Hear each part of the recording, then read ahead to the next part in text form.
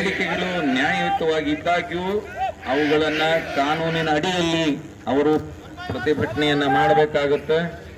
ಕಾನೂನು ನಿಯಮಗಳನ್ನು ಮೀರಿ ಈ ಪ್ರತಿಭಟನೆ ಇಳಿದಾಗ ಅದು ಅಕ್ರಮ ಕೂಟ ಗೊಂಬೆಯಾಗುತ್ತೆ. 5 ಜನಕ್ಕಿಂತ ಮೇಲ್ಪಟ್ಟು ಇದರಲ್ಲಿ ಭಾಗಿಯಾಗಿರ್ತಾರೆ.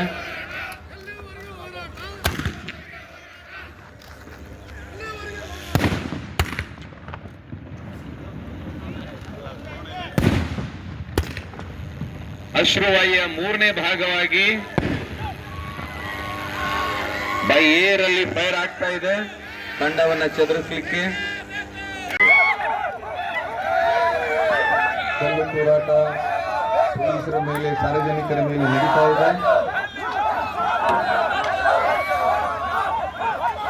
ಪುನಃ ಅವರನ್ನ ಹಿಮ್ಮೆಟ್ಟಿಸ್ತಾ ಇದ್ದಾರೆ. ಪೊಲೀಸರು ತಮ್ಮ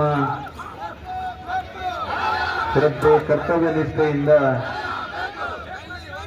ತಮ್ಮ ಜೀವದ ಭಯ ಹಂಗನ್ನ ತೊರೆದು ಇಲ್ಲಿ ಬಲ ಪ್ರಯೋಗದಲ್ಲಿ ತೊಡಗಿಸಿಕೊಳ್ತಾರೆ. ಸಮಾಜಕ್ಕೆ